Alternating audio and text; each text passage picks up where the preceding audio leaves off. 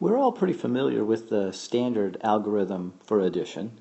Here we're going to look at a couple of different alternative algorithms for addition.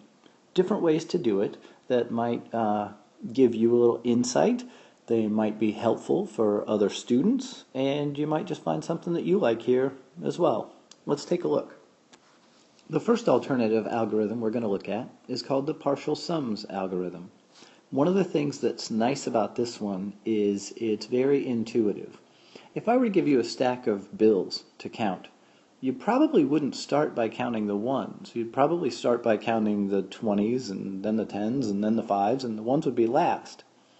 In the same way, the partial sums algorithm is done from left to right. We start with the larger numbers first and then do the ones column at the very end. In this one, we start out looking at the tens column, where we've got a 7, which represents 70, and a 4, which represents 40. We go ahead and add those together. 70 and 40 will be 110.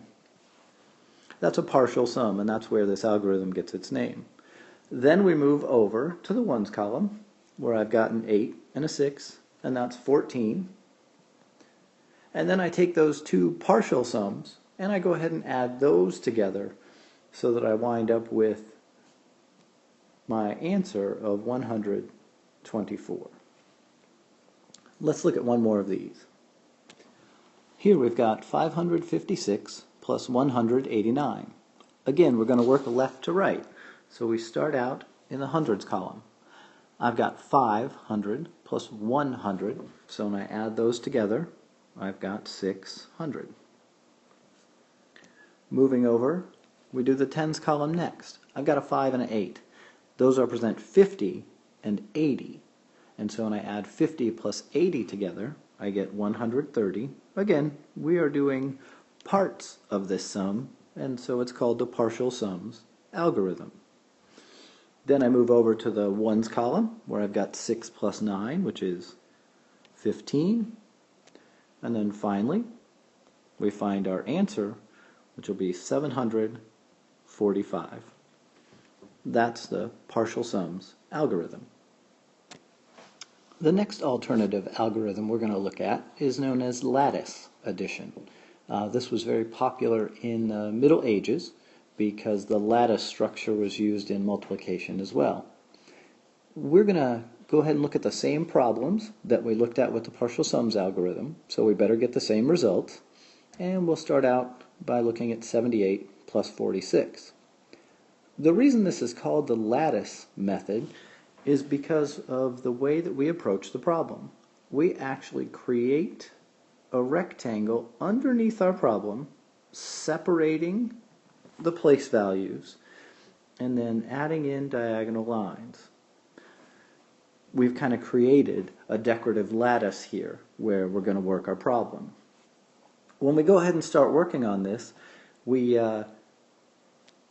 take the 8 and the 6 that are in the ones column, and we add those. And an 8 and a 6 would be 14, which would be 4 ones and 1 10. And that's how they get placed into the lattice. Then we move over, and we sort of approach the tens column totally separately.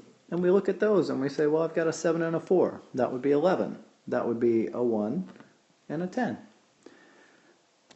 Then we extend these diagonal lines down, and we add along those diagonals. So I'll have a 4. Here I'll add, and I'll have a 1 and a 1 makes 2. And here I'll add along that diagonal and have a 1. And my solution to this addition problem is 124.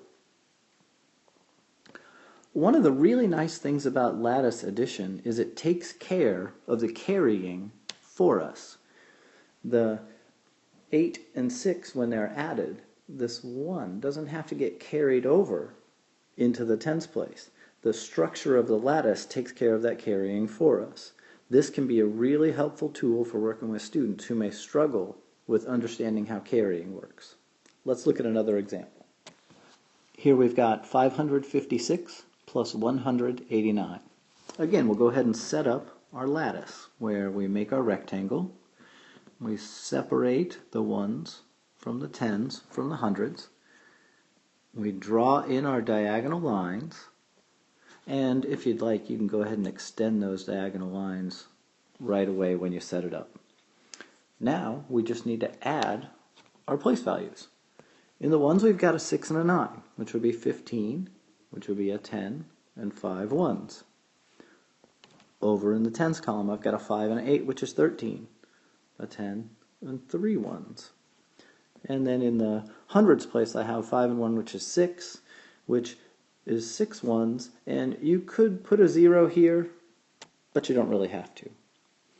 Now we just need to add along our diagonals. We get a 5 in the ones place, 1 plus 3 is a 4, and a 1 plus 6 makes 7, and the sum of this problem is 745.